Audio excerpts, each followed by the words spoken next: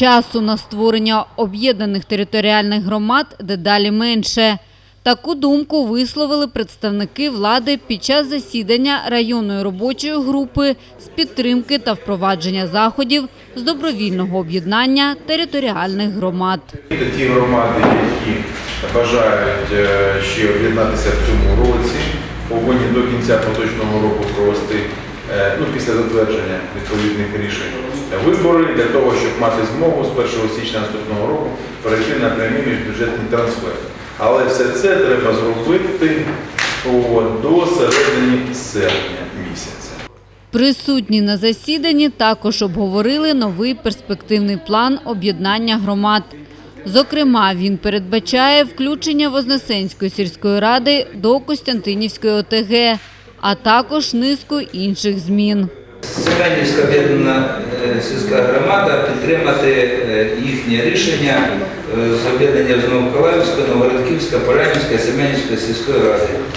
Терпінівська сільська рада, Променівська, Володимирська, Астраханська, відповідно Терпінівська сільська рада. І Новинська, тобто вона як є по перспективному плану, Фурківська сільська рада і Новинська сільська рада. Наразі Новинська та Семенівська об'єднані громади отримали позитивні висновки щодо свого існування і вже визначається дата перших виборів. А ось Терпінівська сільська рада нещодавно направила свої пропозиції сільським радам.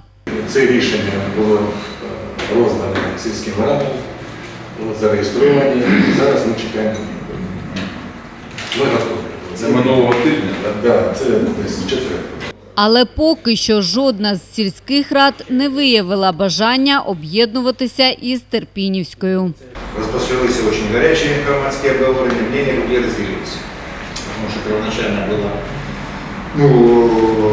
рассматривался вопрос возможности объединения Северодолинска, кроме Астраханка, с центром города. Проводились обсуждения между людьми, и мнения разделились. Часть людей согласна с терпением, а часть людей согласна с кроменем центром. Но кроменя пока еще предложения не получали. Настроение людей в этом году. Не створите свою громаду, никуда не приедывайтесь, работать еще самостоятельно 20 год. Если не будет административного объекта. Если оно будет, я так думаю, что мы пожелаем признаться Добродинской громаде.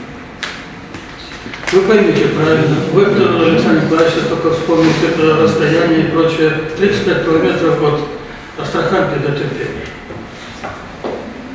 Нам сильно много, да? А если посчитать до Радки, то еще плюс 11 километров. Какие тут кнопки? О чем вы говорите, что бабушка будет пилячить Терпение с пересадкой в Мелитополь? А Промінівський сільський голова Вікторія Лаврик підтвердила, що ініційоване створення Промінівської ОТГ з центром у Проміні. Було надано розпорядження ініціювати об'єднання громад з центром Промінівська сільська рада і об'єднатися з Володимирською та з Астраханською сільською радою. Ми цей проєкт розпорядження обговорюємо.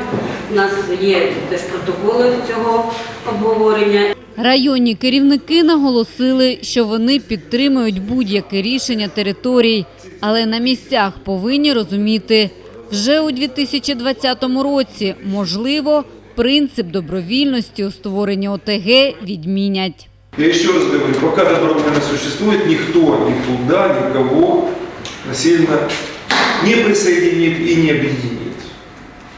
Но, как мы понимаем, что если все сохранится так, как было, не поменяется отношение к объединению громад, значит, то в 2020 году это произойдет, скорее всего, наступит время административного объединения, тогда уже когда-нибудь будут спрашивать. Районна державна адміністрація Мелітопольська взагалі завжди діє тільки в інтересах громад нашого району задля і збереження принципу і добровільності, і економічної спроможності, і зацікавлена у всіх цих речах. Бо ми ж працюємо з місцевим бюджетом, ми вирішуємо ті нагальні питання разом з вами. Жодної зацікавленості Да, створення або не створення жодної з громад у нас точно не існує. Бо всі дії направлені на розвиток території в нормальному розумінні і сенсі. І в діалозі з вами, перш за все, з громадою, з керівниками, з представниками рад. Слід зазначити, якщо якась сільська рада у 2020 році не стане частиною новостворених громад, то, ймовірно, її приєднають за адміністративним принципом до однієї з існуючих ОТГ.